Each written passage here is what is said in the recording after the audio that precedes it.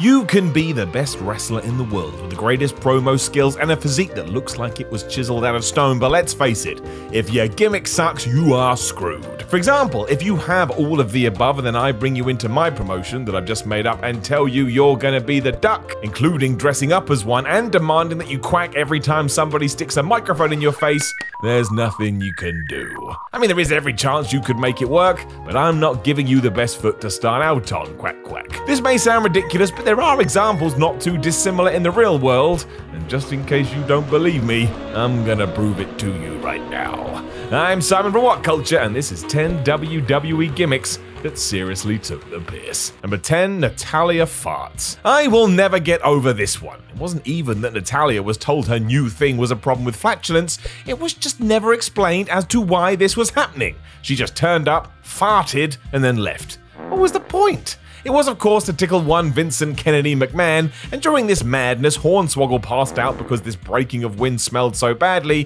followed by husband Tyson Kidd storming off in disgust. The whole thing undermined that she could actually wrestle, and one day she just stopped doing this. I hope because everybody realized that we were wasting our times and our lives. But it's there, it's happened, and again, I will never get it. Number 9, Duke the Dumpster Drozy. In the mid-90s, WWE decided that the best way to turn business around was that every single member of the roster should have a job outside of wrestling.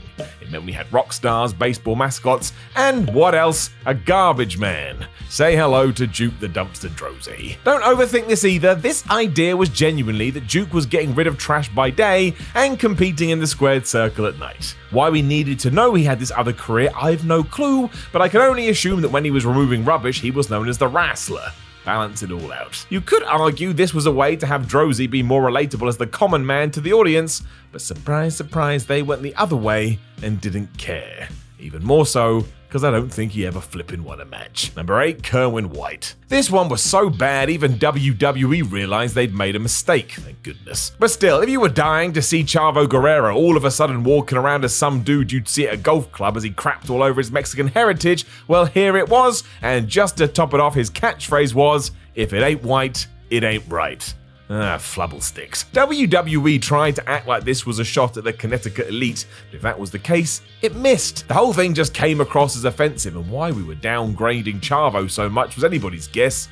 It was tone deaf. It barely lasted a few months before the company realized that this was not a good idea and ran in the opposite direction. But why did we do it at all? Was this the plan to turn things around? It was never going to work, and if you've never seen it, stay clear. Number 7, the artist formerly known as Goldust. I don't know what the hell happened to Goldust in 1997. Character was always slightly controversial, but when it re-debuted in the late 90s, it transformed into something else entirely. I still don't get it. The big idea seemed to be he would dress differently each week, but there was no reason as to why, slap your head. Sometimes he'd cosplay his opponent, which I suppose makes sense, but then the week after he'd come out looking like a giant baby. He'd also changed the colour of his wig and on occasion would push the envelope so far, fans were left with jaws agape.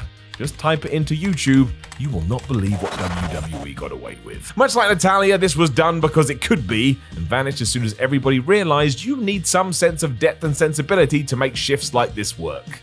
Ironically, it was really bizarre. Number 7, Saba Simba. Oh man. Despite Tony Atlas being in the pro wrestling world and having a lot of success, when he was brought into WWE in 1990, it was decided he would be renamed Saba Simba, a warrior from a Ugandan tribe. Atlas was dressed to match this idea, and I can't believe that anybody thought this was a smart move. Once again, it's beyond belief and it's beyond words. But yes, that's what we did. McMahon tried to sell this on commentary by saying it was Atlas being proud of his heritage, but even Roddy Piper, who was on COCOM, shot that down. He said the whole thing was ridiculous and kept referring to Saba as Tony Atlas, because that's who it was. The rowdy one was having none of it. That didn't last long as he was told to stop it, and for a while we just had to accept Saba Simba despite it being an insult to someone who was considered a serious name in the 80s. You tell me. Number 6, Akeem. And on that same note, Here is Akeem. Simba and Akeem were meant to feud until the latter left the company, and can you blame him? The former one-man gang was transformed into the African Dream,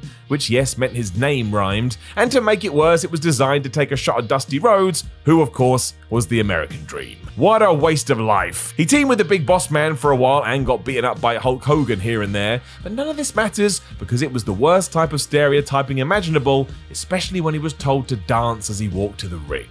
If you're wondering if this change was ever explained, you already know. Why did you even put this thought in your head? The answer is, of course it wasn't. Number 4, Bastian Booger. Remember everything that we've said so far? Well, this is just another example, although one that's absolutely face-palming. The whole point of Bastian Booger was that he was a fat guy. Yep, that's it. He would stuff his face in the ring and even had some kind of hump built into his gear to make him look even more grotesque. Once again, I would like to ask who was thinking that this was the answer to start making some serious cash. The real issue was that after the steroid trial of 1994, the company had to scale back on the comic book physiques that a lot of its talent had. But due to his fondness for big guys, McMahon just went for bulky rather than ripped. Why he had to include an eating disorder, I've no idea, but that's the whole point of this list. None of it makes sense. As ever, this didn't last long, but it made such a bad impression if you were watching at the time, you never forgot it. It's all just so weird. Number 3, Mabel. A stupid name and a stupid gimmick. Other wrestlers would even take the mick out of Mabel and his tag team Men on a Mission for their outfits as they thought they looked like Barney the dinosaur. So even other employees were laughing at this. Great start. And what was the concept? Well, in short, this was McMahon's version of rap. They would sing their theme song on the way to the ring, and as ever, you could just see this was based on the most shallow idea possible. A heel turn in 1995 didn't help, especially after he injured both The Undertaker and Kevin Nash, and although Vince stuck with him through thick and thin, I don't think later gimmicks such as the world's largest love machine were any better. Also, such a claim was never actually properly backed up. Number 2, Man Mountain Rock. Remember I mentioned rock stars earlier? Well, here he is, Man Mountain Rock. Just look at him. If you can't figure it out, this is Vinnie Mac's version of hair metal, which was weird because rock didn't debut till 1994, when that genre of music had been around for ages. Daryl Peterson, as he was known in real life, had been brought in from WCW, where he was mostly remembered for having crazy hardcore matches, but that mattered not to the boss. Somebody had told him Peterson could play guitar, so a WWF-shaped axe was made, and off to the ring he was sent. He was also dressed in weird multicolored pajamas for some reason. I don't know.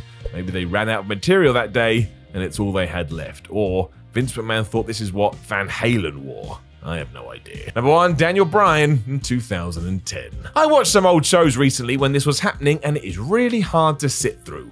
The whole point of Daniel Bryan in 2010 was so Michael Cole, our lead commentator, could insult him at every opportunity. He would rag on him about his height, his veganism, the fact he was a star on the indies. The entire premise was that if you liked Daniel Bryan, you shouldn't because he was rubbish.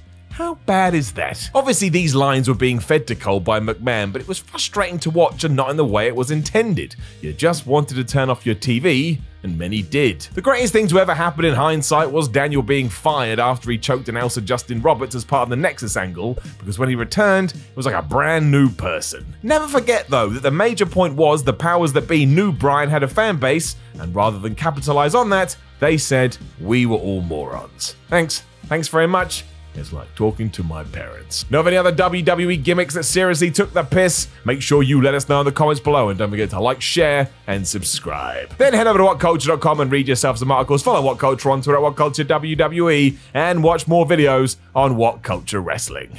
My name is Simon from What Culture, and I will talk to you again soon.